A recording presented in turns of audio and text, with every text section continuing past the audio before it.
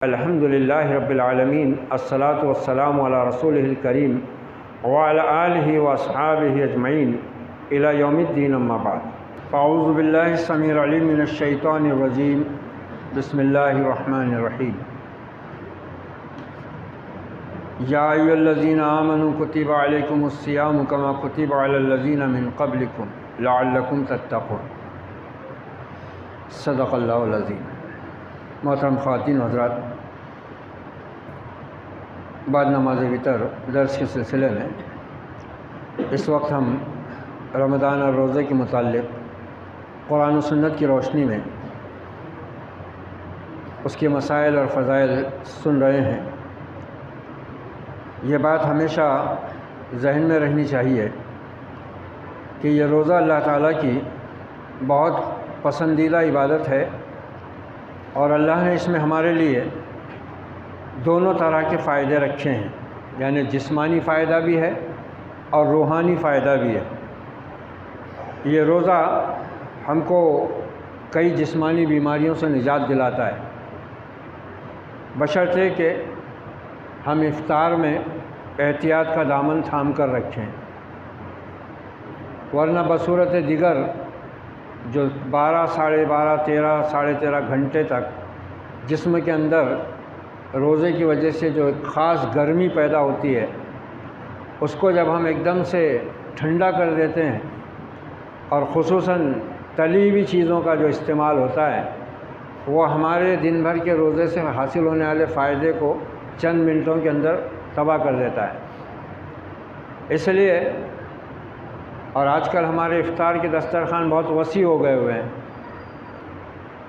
تو اس واسطے اگر ہم روزے کا جسمانی فائدہ بھی حاصل کرنا چاہتے ہیں، اچھا پھر یہ بات بھی ذہن میں رہنی چاہیے کہ روزے کا جسمانی فائدہ جو بھی آج طب سے ثابت ہوا ہے، ہم اس کے لیے روزہ نہیں رکھتے۔ یہ اللہ تعالی ہم کو فائدہ اس کا اپنی طور پر خود ہی دے دیتا ہے۔ اصل فائدہ تو اس کا جو ہے وہ ہے دلوں کی صفائی، نفس کی پاکیزگی۔ یہ مقصد ہے انبیاء کی بعثت کا۔ انبیاء علیہ السلام کو، رسولوں کو اللہ نے جو دنیا میں بھیجا، اس کا مقصد کیا ہے؟ بعث فی الامیین رسولا منہم یتلو علیہم آیاتہ۔ پہلا مقصد رسولوں کے آنے کا کہ وہ لوگوں کو اللہ کی آیات پڑھ کر سناتے ہیں، اپنی طرف سے کچھ نہیں کہتے۔ وما ینطق عن الہویٰ، اپنی خواہش نفس سے کوئی نبی اور رسول کوئی بات نہیں کہتا۔ ان ہوا الا وحی یوحیٰ، وہ صرف وہی بات کہیں گے، وہی مسئلہ بیان کریں گے، وہی حکم بیان کریں گے، اسی چیز سے منع کریں گے، اسی چیز کا حکم دیں گے، اسی چیز کو حلال کریں گے، اسی چیز کو حرام کریں گے جو ان پر وحی ہوتی ہے۔ اس کے علاوہ وہ دین کے معاملے میں کبھی اپنی طرف سے ایک لفظ بھی نہیں بولتے۔ یتلو علیہم آیاتہ، پہلا مقصد۔ وَيُزَكِّيهِمْ، اور پھر ان آیات کو پڑھنے کا مقصد آ رہا ہے آگے کہ اللہ اپنے نبیوں پر، اپنے رسولوں پر اپنی آیات کیوں اتارتا ہے کہ وہ لوگوں کو سنائے؟ اس لیے کہ لوگوں کے دلوں کی صفائی ہو، ان کا دل، ان کا نفس، ان کی روح ہر کفر سے، ہر شرک سے، ہر بدعت کی گندگی سے پاک ہو۔ کیوں؟ اس لیے کہ ایک پاک دل ہی کل آخرت میں جنت میں داخل ہونے کے قابل ہوتا ہے۔ جس دل میں گندگی ہوگی وہ جنت میں نہیں جا سکتا۔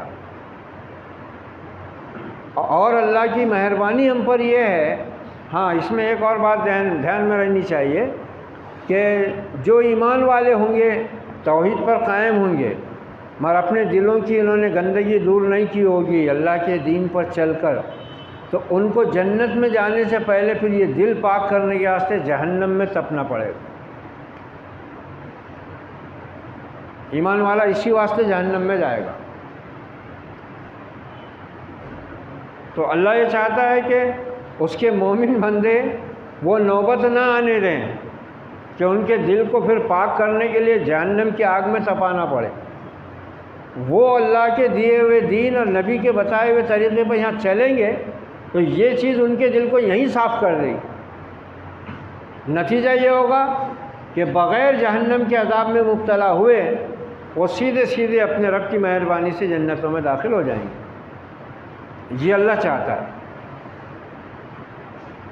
اللہ یہ چاہتا ہے کہ اس کے ایمان والے بندے اس کے دیے ہوئے دین پر چل کر، اس کے نبی کے بتائے ہوئے طریقے پر عمل پیرا ہو کر یہیں پر اپنے آپ کو صاف کر لیں، تاکہ کل قیامت کے دن حساب کتاب کے بعد ان کو صاف کرنے کے لیے جہنم میں نہ جانا پڑے۔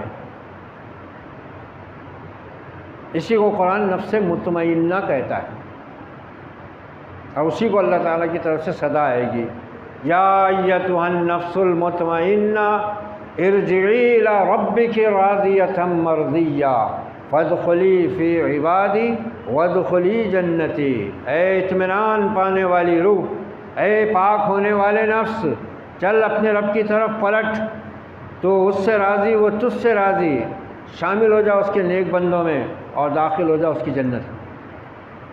اللہ ہم کو انہی میں شامل ہونے کی توفیق عطا فرمائے۔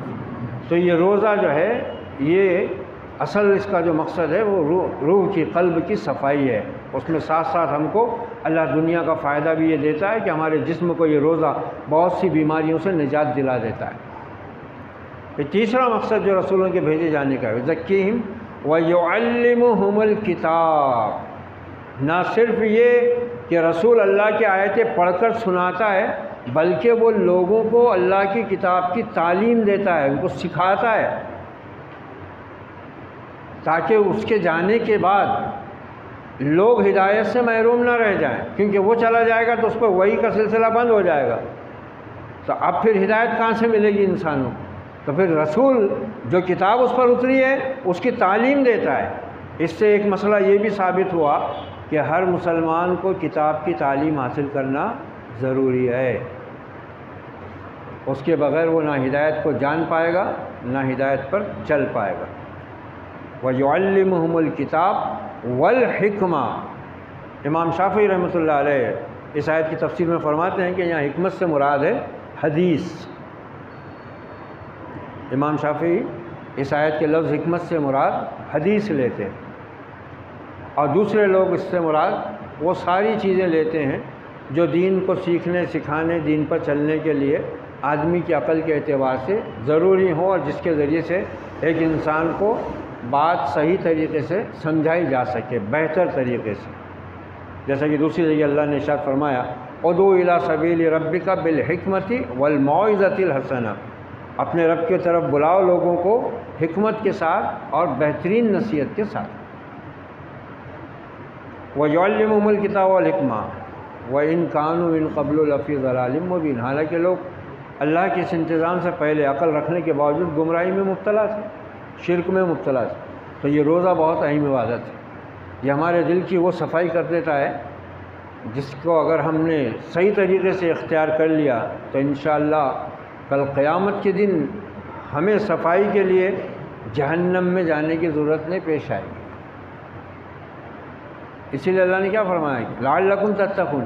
یہ روزہ کوئی معمولی عبادت نہیں ہے میرے مومن بندو، یہ بہت بڑی عبادت ہے، تمہارے اندر وہ تقوی پیدا کر دے گا جو تمہارے دل کو صاف کر دے گا، اور پھر تم آخرت میں بالکل بغیر کسی تکلیف اور بغیر کسی دقت اور بغیر جہنم کے عذاب کا مزہ چکھے سیدھے سیدھے اپنے رب کی نعمتوں میں داخل ہو جاؤ۔ یہ اتنی بڑی عبادت ہے، اس واسطے اس کی ساری باتوں کو سمجھ لینا اور جان لینا ضروری ہے۔ اور پھر ویسے بھی یہ چونکہ عبادت سال میں ایک بار آتی ہے تو بہت سے مسائل انسان کے ذہن سے محو ہو جاتے ہیں، سننے والوں کے بھی ذہن سے، سنانے والوں کے بھی ذہن سے، اس لیے ان کا اعادہ کرنا ضروری ہے۔ اب یہ کل ہم نے دیکھ لیے تھے کہ روزہ کی 4 قسمیں ہیں۔ ایک فرض روزہ ہے جو رمضان کا ہے، دوسرا کفارے کے روزے، تیسرے نظر مانے ہوئے روزہ، یہ فرض میں آتا ہے، پھر نفلی روزے ہیں، پھر مکروہ روزہ ہے، اور پھر حرام روزہ ہے۔ وہ آگے مسائل آئیں گے انشاءاللہ۔ اور روزے کے لیے کون سی چیزیں ضروری ہیں؟ روزے کے لیے 2 چیزیں ضروری ہیں، اگر یہ نہ ہو تو روزہ نہ ہوگا۔ نمبر 1 نیت، کیونکہ دین کے اندر ہمارے ہر عمل کا دار و مدار نیت پر ہے، انما الاعمال بالنیات۔ اگر ہم بغیر ارادے بغیر نیت کے کوئی کام کر رہے ہیں تو وہ عبادت میں شامل نہیں ہوگا، اس کے لیے نیت ضروری ہے۔ البتہ ایک دو چیزوں کو چھوڑ کر باقی کسی بھی چیز کی نیت زبان سے کرنا نہیں ہے، زبان سے نہیں ہے نیت، بلکہ بعض چیزوں کی جو زبان کی نیت سکھائی جاتی ہے اس کا شمار اہل علم نے بدعتوں میں کیا ہے، بدعت ہے وہ۔ یہ جو روزے وغیرہ کی بھی نیت کارڈوں وغیرہ پر چھپ کر آتی ہے، نویت بصوم غد للہ تعالی من شہر رمضان، یہ کچھ بھی نہیں ہے، یہ سب اپنے ہاتھ کی بنائی ہوئی دعائیں ہیں، خود ساختہ شریعت ہے یہ۔ بس انسان کا سحر کے وقت میں دل کا ارادہ کافی ہے کہ میں سحر، آدمی سحری کرتا ہی اسی لیے ہے نا، عام دنوں میں کہاں آدمی 4 بجے اٹھ کے کھاتا ہے، تو وہ روزے وہ نیت، اس کا وہ ارادہ وہی نیت ہو گئی۔ اگر یہ ارادہ نہیں ہے، ایسی نیند کی جھونک میں اٹھا کھایا اور ویسی نیند کی جھونک میں سو بھی گیا، اور صبح بول رہا کہ میں روزے سے ہوں، تو نہیں ہوتا روزہ، وہ روزہ نہیں ہوتا۔ شعور کے ساتھ یہی ہے، دیکھو آج ہمارا دین جو ہے نا اور ہمارے اعمال یہ بے شعوری میں ہو رہے بس، یا نقل ہو رہی بس۔ امام بولا اللہ اکبر، اللہ اکبر، ہم جھک گئے، امام بولا سمیع اللہ لمن حمدہ، ہم اٹھ گئے۔ شعور ہونا چاہیے کہ ہم کہہ کیا رہے ہیں۔ اب یہ نماز پوری کی پوری تعلیم ہے یہ۔ اللہ اکبر جب بول رہا ہے تو نماز یہ بتا رہی ہے، سب کو یاد دلا رہی ہے کہ دیکھو تمہارا ایمان یہی ہے کہ اللہ سب سے بڑا ہے، تو پھر اس کو سب سے بڑا مانو، ہر حال میں، ہر حال میں اس کو سب سے بڑا مانو۔ پھر سورہ فاتحہ پڑھی جا رہی ہے ہر رکعت میں، آدمی اکیلی نماز پڑھ رہا ہے اپنی انفرادی، تب بھی جماعت کے ساتھ ہے، تب بھی وہ سورہ فاتحہ پوری تعلیم دے رہی ہے، قرآن کا پورا نچوڑ ہے، وہ خلاصہ ہے، ام الکتاب ہے، وہ کتاب کی جڑ ہے، کتاب کی اصل ہے، کتاب کی ماں ہے، وہ اس کا نام ہی ام الکتاب ہے۔ تو ہم شعور کے ساتھ نہیں پڑھتے نا اس کو۔ پھر اللہ اکبر بول کے ہم رکوع میں جا رہے ہیں، رکوع میں ہم خالی بول رہے ہیں سبحان ربی العظیم، سبحان ربی العظیم، سبحان ربی العظیم۔ کیا سبحان عظیم، سبحان عظیم کیا ہے؟ ہم سمجھے نا کہ ہم بول کیا رہے ہیں، گھٹنوں پہ ہاتھ رکھ کے جھک کے ہم کس کے سامنے جھکے ہوئے ہیں، اور جھک کر ہم جو لفظ دہرا رہے ہیں اس کا مطلب کیا ہے۔ پھر امام بول رہا ہے سمیع اللہ لمن حمدہ، ہم کو کچھ بھی نہیں پتہ، خالی اتنا معلوم ہے کہ رکوع سے اٹھتے وقت یہ بولتے۔ ارے یہ امام یہ بول رہا ہے اللہ نے اس کی سن لی جس نے اس کی تعریف کی، پوری تعلیم ہو رہی ہے، وہ سوال جواب بھی چل رہے ہیں، اور خود نبی نے فرمایا، مسلم شریف کی روایت حضرت ابو ہریرہ رضی اللہ عنہ راوی ہیں کہ جب بندہ سورہ فاتحہ پڑھتا ہے اللہ تعالیٰ اس کی طرف متوجہ ہو جاتا ہے، اور ایک ایک آیت جب وہ پڑھتا ہے، ادھر ایک آیت وہ پڑھتا ہے، ادھر اللہ تعالیٰ عرش پہ اس کا جواب دیتا ہے۔ جیسے امام بولتا ہے یا ہم اکیلے نماز پڑھنے میں بولتے ہیں الحمدللہ رب العالمین، اللہ تعالیٰ وہاں بولتا ہے فرشتوں کو میرے بندے نے میری تعریف کی، دیکھو ایک ایک آیت پہ، مسلم کی روایت ہے۔ مرہم تو بس وہ ایک ہے، ٹیپ کا بٹن دبا، ختم، چلتے رہتی کیسٹ۔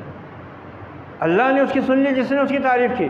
اس کے بعد مقتدی اور امام دونوں ایک ساتھ بول رہے ہیں ربنا لک الحمد حمدا کثیرا طیبا مبارکا فی، اے ہمارے پروردگار ہماری بھی سن لے، بے شک تیرے لیے سب پاکیزہ تعریفیں، بہت زیادہ تعریفیں، برکت سے بھری ہوئی تعریفیں تیرے ہی لیے۔ پورا سلسلہ چل رہا ہے۔ تو ہماری ہر چیز ہے نا بے شعوری ہو گئی، خالی ایک رسمی چیز، ایک نقل ہے جو ہم کر رہے ہیں۔ اگر یہی چیزیں ہم شعور کے ساتھ کرنے لگ جائیں نا، ہماری زندگیوں میں انقلاب برپا ہو جائے گا، دلوں کی صفائی ہو جائے گی۔ تو یہ نیت جو ہے یہ دل کے ارادے کا نام ہے، اور جو دل کا ارادہ ہوتا ہے اللہ کے ہاں اس کی اہمیت ہے، اس کی اہمیت ہے۔ تو نیت شرط ہے، ہر شرعی کام کے لیے نیت ضروری ہے، جیسا کہ ہم وضو، نماز اور زکوٰۃ کے بارے میں بیان کر چکے ہیں۔ نبی صلی اللہ علیہ وسلم کا ارشاد ہے اعمال نیتوں ہی کے ساتھ ہیں، یہ بخاری شریف کی حدیث ہے۔ رمضان اور اسی طرح کفارہ، قضا اور نظر کی روزی کی نیت کا ہر رات طلوع فجر کے وقت اس سے پہلے ہونا ضروری ہے۔ حضرت ابن عمر رضی اللہ عنہما حضرت حفصہ رضی اللہ عنہا سے روایت کرتے ہیں کہ نبی صلی اللہ علیہ وسلم نے فرمایا جس شخص نے طلوع فجر کے ساتھ یا اس سے پہلے پختہ ارادہ یعنی روزے کی نیت نہیں کی، فلا صیام ہو تو اس کا کوئی روزہ نہیں۔ رواہ احمد، ابو داؤد، ترمذی، ابن ماجہ، نسائی، ابن خزیمہ، ابن حبان۔ اب اس میں فقہاء کرام کے کچھ اختلافات ہیں، اور اختلاف کیا، وہ بس یہی کہ کسی کے نزدیک اس حدیث کی روح سے فجر طلوع ہونے سے پہلے نیت ضروری ہے۔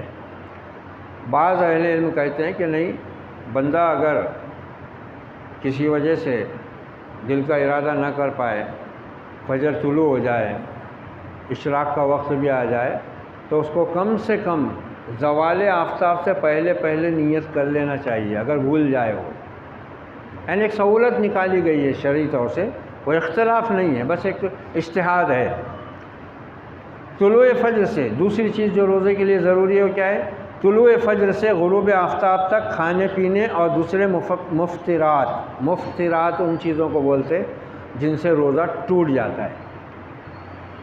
مفطر کی جمع مفطرات ہے، روزے کو توڑنے والی چیزیں، ان سے رکے رہنا، اس بارے میں کوئی اختلاف نہیں ہے۔ اللہ تعالیٰ کا ارشاد ہے فالآن باشروہن وابتغوا ما کتب اللہ لکم وکلوا واشربوا حتی یتبین لکم الخیط الابیض من الخیط الاسود من الفجر ثم اتموا الصیام الی اللیل، سورۃ البقرہ آیت 187۔ تم اپنی بیویوں کے ساتھ شب باشی کرو اور جو چیز اللہ نے تمہارے لیے لکھ دی ہے اسے چاہو، نیز رات کو کھاؤ پیو یہاں تک کہ تمہارے لیے فجر سے سفید دھاگا سیاہ دھاگے سے نمایاں ہو جائے، تب یہ سب کام چھوڑ کر رات تک اپنا روزہ پورا کرو۔ اصل میں اہل کتاب کے یہاں رات میں بھی بیویوں کے ساتھ ہم بستری کرنا اور کھانا پینا منع ہو جاتا تھا۔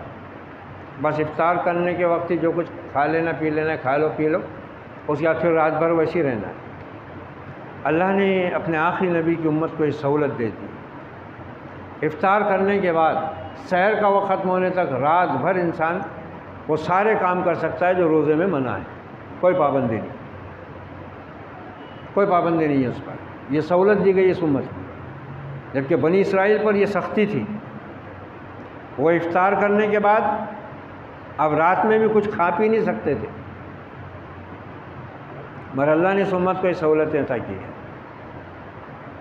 اس میں حضرت عدی بن حاتم رضی اللہ عنہ، یہ حاتم تائی جو ہم پڑھتے ہیں نا، ان کے فرزند ہیں حضرت عدی رضی اللہ عنہ، انجیل کے عالم سے بہت بڑے، ایمان لائے، صحابی رسول ہیں، حاتم تائی جیسے سخی کی اولاد ہیں۔ سے روایت ہے کہ نبی صلی اللہ علیہ وسلم نے فرمایا، اس سے یعنی سفید دھاگے کا سیاہ دھاگے سے نمایاں نظر آ جانے سے مراد رات کی سیاہی اور دن کی سفیدی ہے، بخاری و مسلم۔ اصل میں انہوں نے کیا کیا تھا، حضرت عدی نے اس آیت سے مطلب یہ سمجھے تھے، جیسے ہمارے یہاں بھی بہت سے لوگ بولتے ہیں نا، بالا نظر آنا، بال نظر آئے تک کھا سکتے سحری، تو ویسے ان کو بھی سمجھ میں آ گیا تھا۔ آیت میں کیا لفظ استعمال ہوا کہ سفید دھاگا سیاہ دھاگے سے نمایاں ہو جائے، تو انہوں نے کیا کرے، ایک کالا دھاگا ایک سفید دھاگا اپنے تکیے کے نیچے رکھ لیے، اب اس کو دیکھ رہے اٹھا کے کہ اجالا اتنا ہو گیا کہ سفید دھاگا کالا دھاگا الگ نظر آ۔ پھر صبح نبی کو بولے، نبی نے بولے عدی تیرا تکیہ تو آسمان سے بھی بڑا ہو گیا۔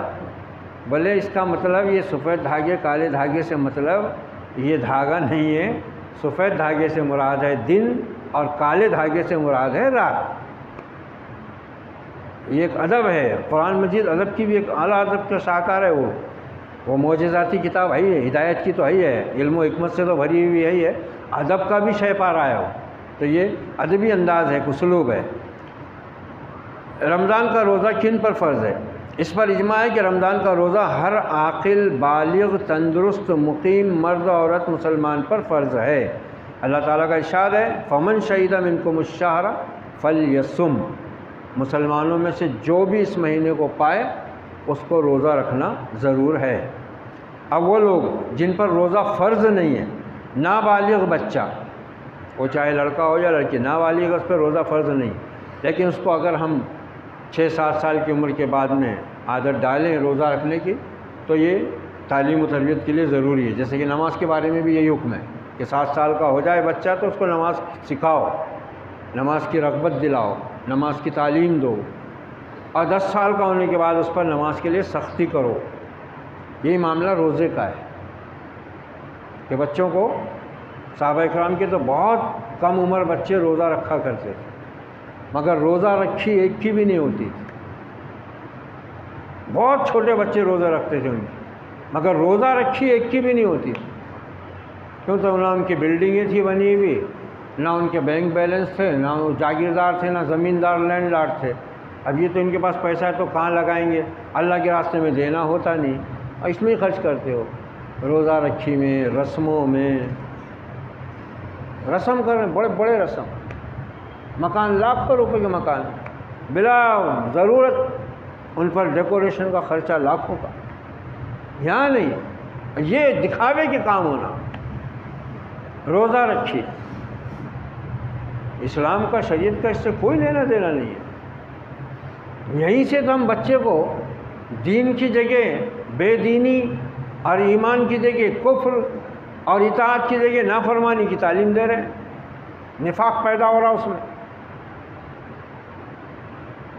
یہاں تک آتا ہے صحابہ اکرام کے بارے میں کہ اتنے چھوٹے بچوں کو روزہ رکھاتے تھے کہ وہ ان کی عمر نہیں ہوتی تھی کچھ سمجھنے کی، اور روتے تھے تو ان کو کھلونے دے کے بہلاتے تھے.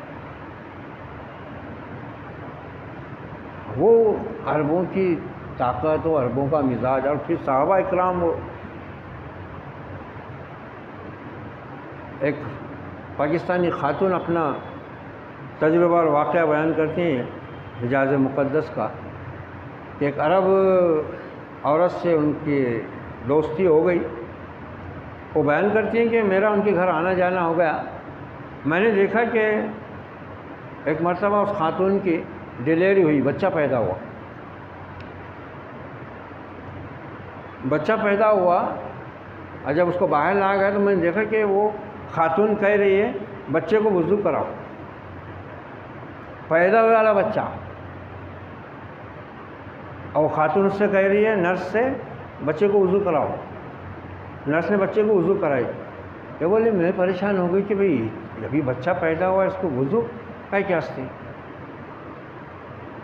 بعد میں پھر بولے میں جب دوسری مرتبہ ملنے کے لیے گئی تو میں نے اس سے پوچھا کہ بہن یہ تم نے جو اپنے پیدا ہوئے بچے کو وضو کروایا تھا اس کی کیا وجہ؟ کہا اس کی وجہ صرف یہ ہے کہ وہ جب دنیا میں آیا ہے تو جیسے اس کے کان میں اللہ کی وحدانیت اور نبی کی رسالت کی گواہی پہنچی ہے، طہارت کی بھی بات اس کے دماغ میں پہنچ جائے کہ اس کو پاک صاف رہنا ہے. یہ بہت اونچی چیزیں ہیں، ہمارے بس کی بات نہیں ہے. اور بولے میں نے دیکھی کہ وہ بچے کو جب وہ بچہ بیٹھنے لگا کچھ کھانے لگا تو بار بار بچے سے کہتی تھی الحمدللہ بولو. ایک ایک لقمہ دیتی تھی الحمدللہ کہلواتی تھی. میں نے کہا اتنی بار کیوں؟ کہا یہ بھی بے شعور ہے، اتنی بار بولے گا نا اس کے اندر پھر بڑے ہونے تک اللہ کی نعمتوں کی شکر گزاری خود پیدا ہو جائے. وہ باتیں ہی الگ ہیں ان کی. ہمارے تو اتواری نرالے ہیں، لاڈ اور پیاری ہے ہمارے پاس تو بے ڈھنگا. یہ چیزیں نہیں ہیں، یہ سیکھنے سکھانے کی چیزیں ہیں. تو یہ اللہ تعالیٰ کا فرمان خود ہی اس میں ہے. اللہ نے خود اپنے بندوں کی جو بھی کمزوری، خامی اور جو کچھ بھی ان کی طاقت ہے اس کے حساب سے احکام دیے. نابالغ بچے پر روزہ فرض نہیں ہے، لیکن اگر وہ 6-7 سال کی عمر کا ہے روزہ رکھ سکتا ہے، خاص طور سے ان دنوں میں جب کہ دن ٹھنڈے ہوں اور چھوٹے ہوں. بچوں کو روزہ رکھنے کی عادت ڈالنی چاہیے. بے سمجھ مجنون آدمی، پاگل آدمی، اب اس کو روزہ رکھائیں گے بھی 10 بجے افطار کر لیں گا. اس کو کیا ہے؟ اس کو کیا ہے؟ پاگل ہے وہ.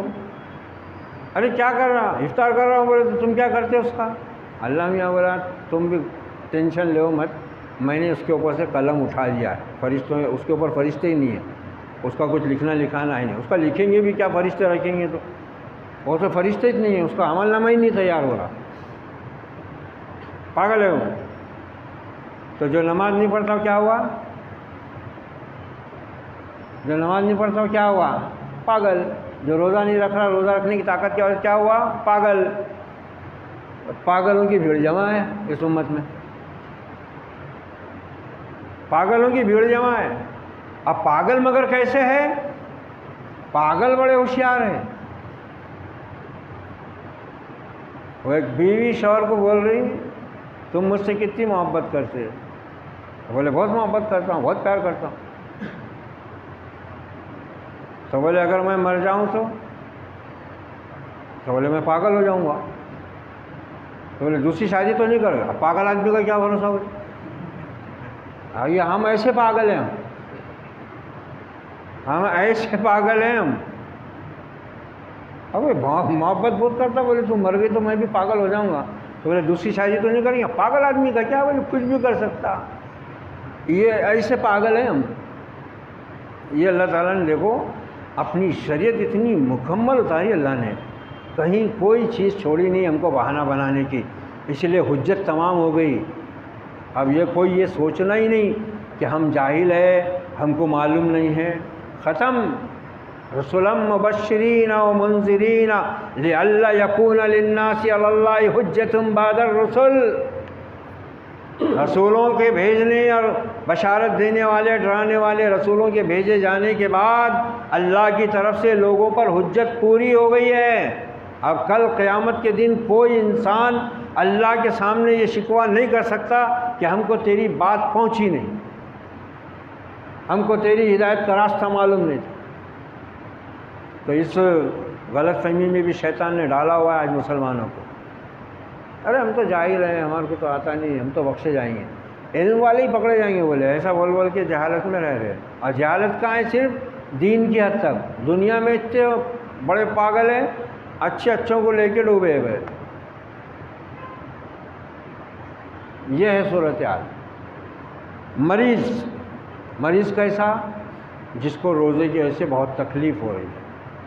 اب کچھ شوگر کے مریض ایسے رہتے، انسولین کی ان کو ضرورت رہتی، ان کو ہر گھنٹے 2 گھنٹے میں کچھ نہ کچھ کھانا ہی پڑتا، نہیں تو چکر آتے۔ السر کے مریض، جن کو السر ہو جاتا ہے، پیٹ میں السر، وہ السر کے مریضوں کو بھی کبھی کبھی نوبت یہاں تک آ جاتی کہ ان کو ہر آدھے پون گھنٹے 1 گھنٹے میں ایک بسکٹ تو بھی کھا کے 1 گلاس پانی پینا ہی پڑتا، نہیں تو پیٹ میں درد ہوتا۔ ایسے مریض، یا پھر ایسے مریض کہ جن کو سلائن چڑھائے بغیر اور وٹامن کے انجیکشن لیے بغیر چارہ نہیں ہے، کیونکہ ایسی حالت میں روزہ ٹوٹ جاتا۔ روزے کی حالت میں درد وغیرہ کا انجیکشن لے سکتے ہاتھ میں پیر میں، لیکن طاقت کا انجیکشن نہیں لگا سکتے، یا کہیں گلے میں لگ رہا ہو کسی کا انجیکشن، یا براہ راست پیٹ میں لگ رہا ہو تو وہ بھی نہیں جانتا، اس سے روزہ ٹوٹ جاتا۔ البتہ درد کا، تکلیف کا انجیکشن ہاتھ میں یا کمر میں لے رہا آدمی، روزے میں کچھ نہیں ہوتا، چل سکتا۔ لیکن یہ انجیکشن اگر طاقت کے لیے ہے تو پھر روزہ گیا۔ تو یہ ایسا مریض، مسافر، حیض و نفاس والی عورت، بوڑھے مرد یا بوڑھی عورت، بہت زیادہ بوڑھے جو لوگ ہو گئے، اب ان کے بس میں نہیں ہے روزے کی بھوک پیاس برداشت کرنا۔ حاملہ عورت کو اگر روزہ رکھنے سے تکلیف ہے، اس کے حمل کو تکلیف پہنچتی ہے، ڈاکٹر نے بااعتماد ڈاکٹر نے بول دیا کہ بھائی روزہ رکھنے سے تمہارے کو مسئلہ پیش آ سکتا، یا تمہارے بچے کو مسئلہ پیش آ سکتا ہے، تو اللہ نے اس کو بھی اجازت دے دی ہے۔ دودھ پلانے والی عورت پر روزہ فرض نہیں ہے۔ اچھا، یہ روزے کے بارے میں چھٹی ملی ہوئی ہے۔ اب گھر میں ساسوں نے کہاں سے مسئلہ نکالے ہوئے ہیں کہ چھوٹے بچے کی ماں پہ نماز نہیں ہے، یہ شریعت میں کہیں بھی بیان نہیں ہوا۔ روزے کی چھوٹ ہے، وہ بھی عذر کی بنیاد پر، نماز کی چھوٹ نہیں ہے۔ تو گھر میں خود سے مسئلے بیان کر دے رہے بڑی بھی، آئی چھوٹے بچے کی ماں پہ نماز نہیں ہے، بچہ بار بار پیشاب کرتا، کب تک کپڑے بدلیں گی؟ تو اس کا انتظام ہو سکتا ہے نا۔ کیا صحابہ اکرام کی بہنوں، بیویوں، بیٹیوں کو بچے نہیں ہوتے تھے کیا؟ ان کے بچے پیشاب نہیں کرتے تھے؟ مگر اس کو کام ہونا نا، ساس کو کام ہونا۔ انہیں سوچتے کہ اب انہیں نماز کو کھڑے ہو جائیں گی، اب 15-20 منٹ ڈالیں گی۔ تو کچھ ایسے بھی شیطان رہتے ہیں جن کو اللہ کی عبادت سے بھی بہت نفرت رہتی ہے، چڑ ہوتی ہے ان کو، اور کچھ ایسے بھی مکار بھی رہتے جو عبادت کے بہانے کام چوری کا راستہ ڈھونڈ لیتے۔ یہ دونوں چیزیں غلط ہیں۔ نماز بیان ایک عبادت ہے، وقت پر فرض ہے، اس کو ادا ہونا چاہیے۔ ان میں سے بعض وہ ہیں جن پر روزہ فرض نہیں ہے لیکن ان کے لیے روزہ رکھنا مستحب ہے۔ بعض کو روزہ چھوڑنا، اس کی قضا کرنا ضروری ہے، بعض کو روزہ چھوڑنے کی اجازت ہے لیکن اس کی قضا یا فدیہ ضروری ہے۔ اب یہ ان میں سے کون ہیں جن کو روزہ چھوڑنا ضروری ہے اور ان پر قضا بھی نہیں ہے، فدیہ بھی نہیں ہے؟ کچھ وہ ہیں جن کو سہولت ہے کہ وہ چاہیں تو روزہ رکھ بھی سکتے ہیں، چھوڑ بھی سکتے ہیں، اور اس کے بدلے ایک روزے کے بدلے ایک روزے کی قضا بھی ان پر لازم آئے گی۔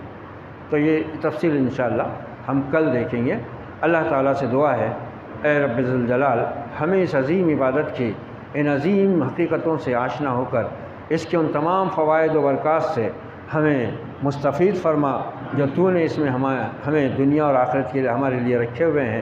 اے رب ہمارے روزوں کے اندر ہونے والی کوتاہیوں اور کمیوں کو اپنے فضل و کرم سے معاف فرما اور ہمارے روزوں کو ہمارے لیے آخرت کا ذخیرہ اور سفارشی بنا۔ ربنا تقبل منا انک انت السمیع العلیم وتب علینا انک انت التواب الرحیم وصلی اللہ تعالی علی خیر خلقہ محمد وعلی آلہ واصحابہ اجمعین۔ سبحان ربک رب العزۃ عما یصفون وسلام علی المرسلین والحمد للہ رب العالمین۔